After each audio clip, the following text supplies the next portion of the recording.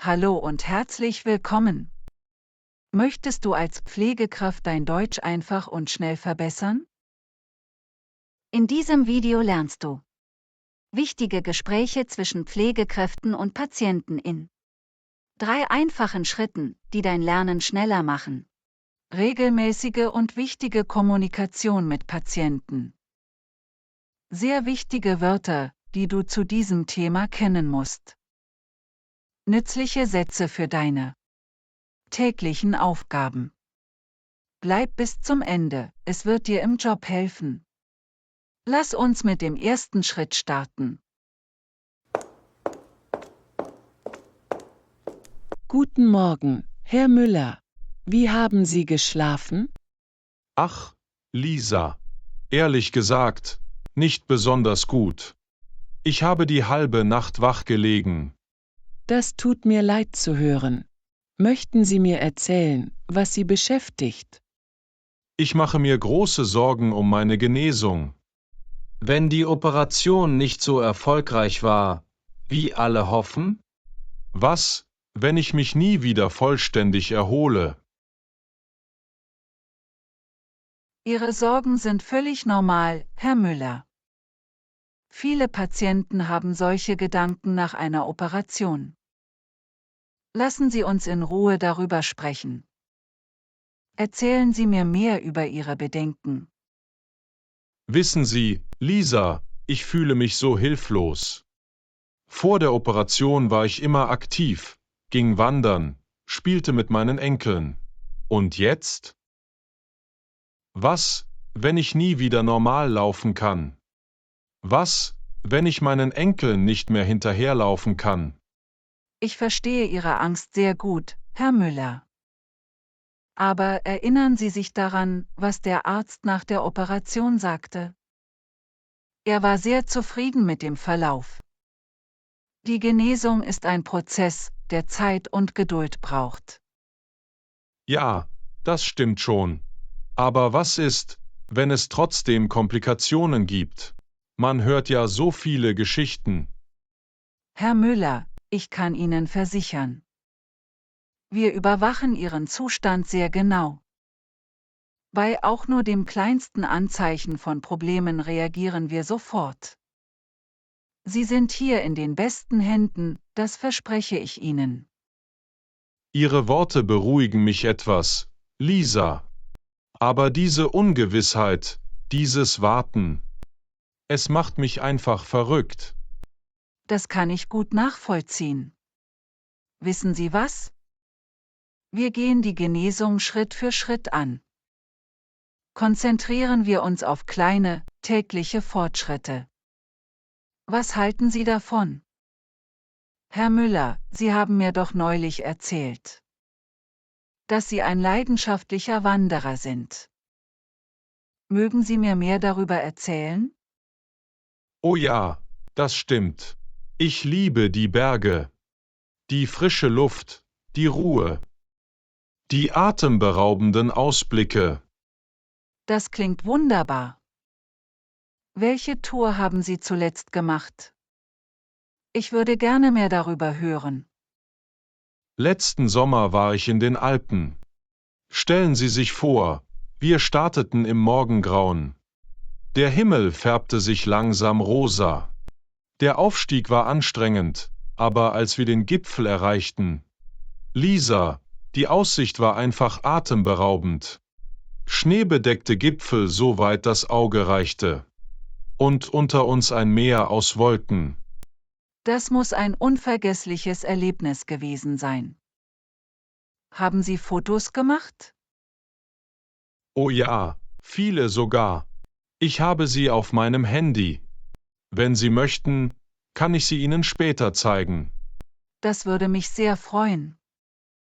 Vielleicht können wir uns die Bilder heute Nachmittag gemeinsam ansehen? Herr Müller, ich habe gerade einen Gedanken. Was würden Sie davon halten, ein Genesungstagebuch zu führen? Ein Tagebuch?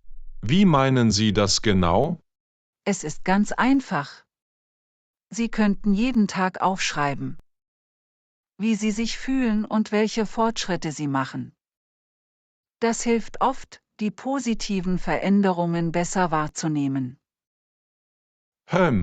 Das klingt interessant. Ich habe noch nie Tagebuch geführt. Es muss nichts Kompliziertes sein. Einfach ein paar Zeilen jeden Tag. Zum Beispiel, wie gut Sie geschlafen haben. Ob Sie weniger Schmerzen haben oder ob Sie ein paar Schritte mehr gehen konnten. Ja, das könnte ich tatsächlich versuchen. Vielleicht hilft es mir, mich auf die positiven Dinge zu konzentrieren. Genau das ist die Idee. Wunderbar, dass Sie es versuchen möchten. Ich bringe Ihnen später ein schönes Notizbuch vorbei. So haben Sie auch eine sinnvolle Beschäftigung, wenn Ihnen langweilig wird. Danke, Lisa. Das ist wirklich eine gute Idee. Wer weiß, vielleicht schreiben Sie ja bald Ihre Wandererlebnisse auf. Das wäre doch ein schönes Ziel, oder?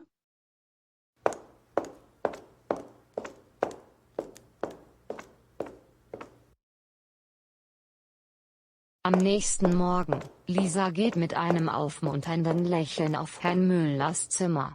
Sie wusste, dass heute ein wichtiger Tag war, der erste Versuch, nach der Operation aufzustehen. Guten Morgen, Herr Müller. Wie fühlen Sie sich heute? Bereit für unseren kleinen Spaziergang? Guten Morgen, Lisa. Ehrlich gesagt, bin ich etwas aufgeregt. Aber ich will es unbedingt versuchen. Diese Einstellung gefällt mir. Keine Sorge, wir machen das ganz langsam und vorsichtig. So, und jetzt ganz langsam, Herr Müller. Nehmen Sie sich alle Zeit, die Sie brauchen. Ich bin die ganze Zeit an Ihrer Seite. Oh je, es fühlt sich so wackelig an. Meine Beine sind wie Pudding. Das ist völlig normal, Herr Müller. Ihr Körper muss sich erst wieder daran gewöhnen, aufrecht zu stehen. Wir machen nur ein paar kleine Schritte, okay? Puh, es strengt mich sehr an. Aber irgendwie fühlt es sich auch gut an, wieder zu stehen. Sie machen das wirklich toll, Herr Müller. Sehen Sie, das ist schon ein großer Fortschritt. Das war ein super Start, Herr Müller. Wie fühlen Sie sich jetzt? Erschöpft, aber irgendwie hoffnungsvoll. Ich hätte nicht gedacht, dass ich das schon schaffe. Sehen Sie? Manchmal können wir mehr, als wir denken. Morgen machen wir noch ein paar Schritte mehr. Einige Tage waren vergangen, und Lisa hatte beobachtet, wie Herr Müller täglich kleine Fortschritte machte. Doch an diesem Morgen fand sie ihn niedergeschlagen vor. Er saß am Fenster und starrte trübsinnig hinaus. Guten Morgen, Herr Müller. Oh je. Sie sehen heute aber traurig aus. Was ist denn los? Ach, Lisa, ich hatte gehofft, heute mehr Schritte zu schaffen. Als wäre ich wieder am Anfang. Herr Müller, das kann ich gut verstehen. Aber wissen Sie was? Rückschläge gehören zur Genesung dazu. Jeder Tag ist anders, und das ist völlig normal. Ich weiß. Aber es ist so frustrierend. Ich dachte, es würde jetzt jeden Tag besser werden. Einen Moment bitte, ich sitze. Das kann ich gut nachvollziehen.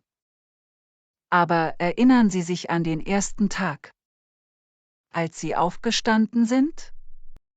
Da konnten Sie kaum ein paar Sekunden stehen. Und jetzt? Jetzt gehen Sie schon einige Meter. Da haben Sie schon recht. Es ist nur manchmal so schwer, das zu sehen. Dafür haben Sie ja Ihr Tagebuch, nicht wahr? Lesen Sie doch mal, was Sie vor einer Woche geschrieben haben. Oh, Sie haben recht, Lisa. Hier steht, dass ich damals nur bis zur Zimmertür gehen konnte. Und gestern war ich schon auf dem Flur. Sehen Sie? Sie haben wirklich große Fortschritte gemacht. Manchmal brauchen wir einfach jemanden, der uns daran erinnert. Danke, Lisa.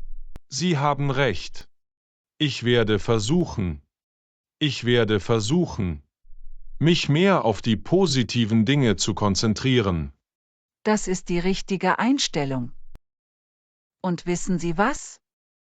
Heute Nachmittag gehen wir zusammen in den Krankenhausgarten. Ein bisschen frische Luft wird Ihnen gut tun. Das klingt wunderbar. Ich freue mich schon darauf. Gespräch mit der Familie. Am späten Nachmittag traf Lisa Herrn Müllers Tochter Anna im Flur vor seinem Zimmer. Hallo Lisa. Wie geht es meinem Vater heute? Ich konnte ihn heute Morgen leider nicht anrufen. Hallo Anna. Ihrem Vater geht es den Umständen entsprechend gut. Er macht Fortschritte. Aber er hat auch mit Ängsten und Unsicherheiten zu kämpfen.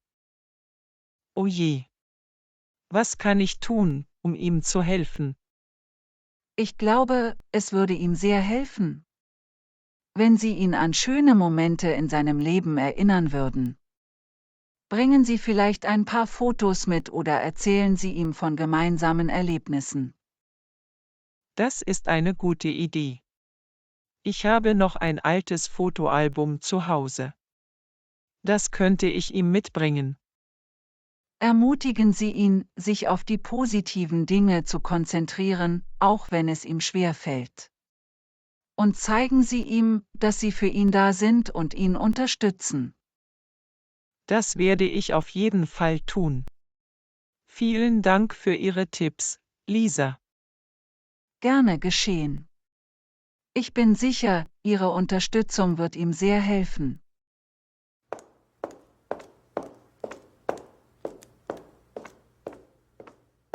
Hallo Papa.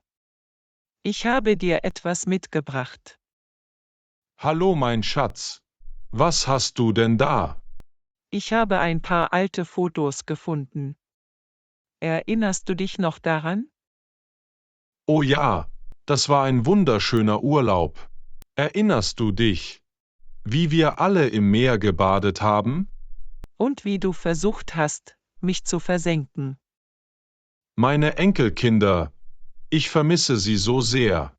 Ich hoffe, ich kann bald wieder mit ihnen spielen. Papa, wir werden bald wieder solche Reisen machen. Du wirst wieder mit den Kindern spielen können. Du musst nur geduldig sein und dich auf deine Genesung konzentrieren. Danke, mein Schatz. Deine Worte geben mir Hoffnung. Einige Tage später begleitete Lisa Herrn Müller zur Physiotherapie. Er war immer noch etwas unsicher, aber er war auch entschlossen, Fortschritte zu machen. Na, Herr Müller, bereit für Ihre heutige Sitzung? Ich bin sicher, Sie werden wieder großartige Fortschritte machen. Ich hoffe es. Aber diese Übungen sind manchmal so anstrengend. Ich weiß, es ist nicht immer einfach. Aber denken Sie daran, Schritt für Schritt. Sie müssen nicht perfekt sein.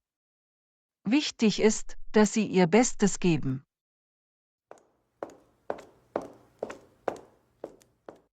Guten Tag, Herr Müller. Heute versuchen wir eine neue Übung, um Ihre Beinmuskulatur zu stärken.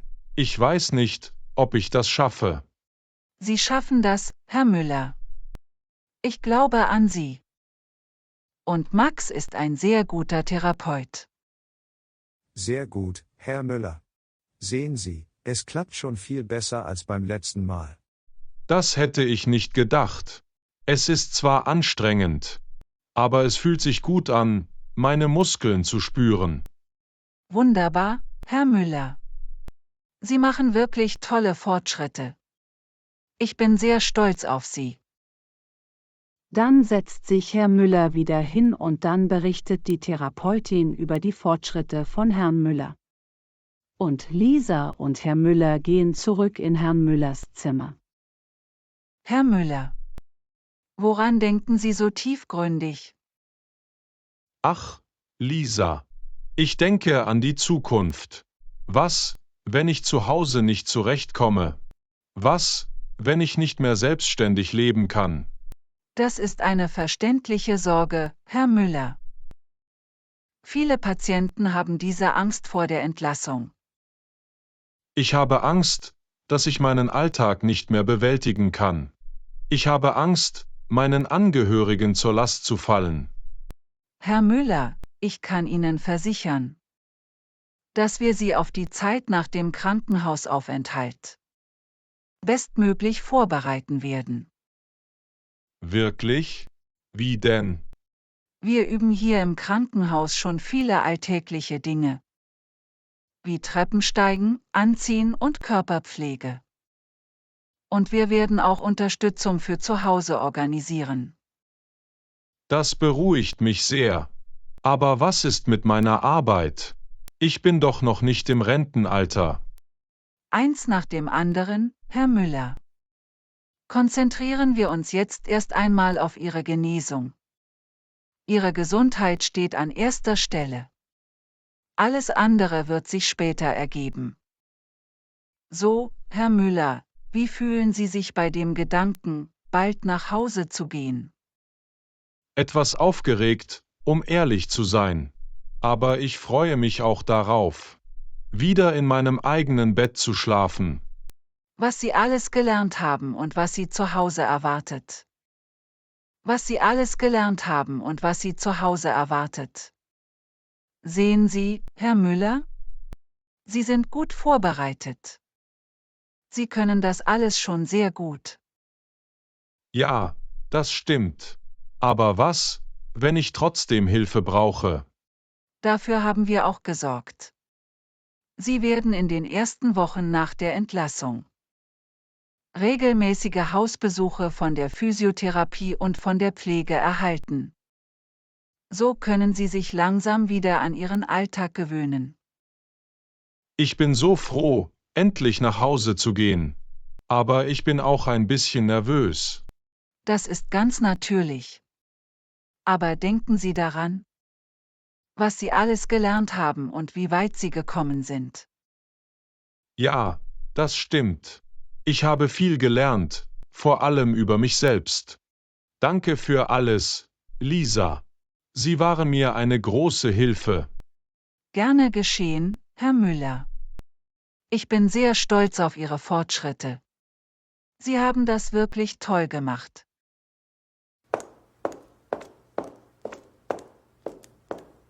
Bist du bereit für das nächste Kapitel, Papa? Ja, das bin ich. Dank dir, meine Liebe. Alles Gute, Herr Müller. Ich bin sicher, Sie werden das schaffen. Auf Wiedersehen, Lisa. Und nochmals vielen Dank für alles. Anna und Herr Müller verließen das Zimmer, und Lisa blickte ihnen nachdenklich hinterher. Sie wusste, dass die Genesung ein langer Weg war, aber sie war zuversichtlich, dass Herr Müller mit der Unterstützung seiner Familie und der erlernten Fähigkeiten seinen Weg meistern würde. Jetzt lernen wir die sehr wichtigen Vokabeln, die du kennen musst. Los geht's! Die Genesung. Beunruhigen. Die Ungewissheit. Die Ablenkung. Das Genesungstagebuch. Der Gehwagen. Der Rückschlag. Die Physiotherapie. Zurechtkommen. Die Entlassung. Die Sorgenfalten. Der leidenschaftliche Wanderer. Die Beinmuskulatur. Die Medikamenteneinnahme. Die Hausbesuche. Wichtige Sätze. 1. Wie fühlen Sie sich heute? 2. Haben Sie Schmerzen? 3. Ich messe jetzt Ihren Blutdruck. Ich bringe Ihnen Ihre Medikamente. Brauchen Sie Hilfe beim Aufstehen? Jetzt seid ihr dran. Welche neuen Wörter habt ihr heute gelernt? Schreibt sie in die Kommentare. Wir freuen uns auf eure Antworten.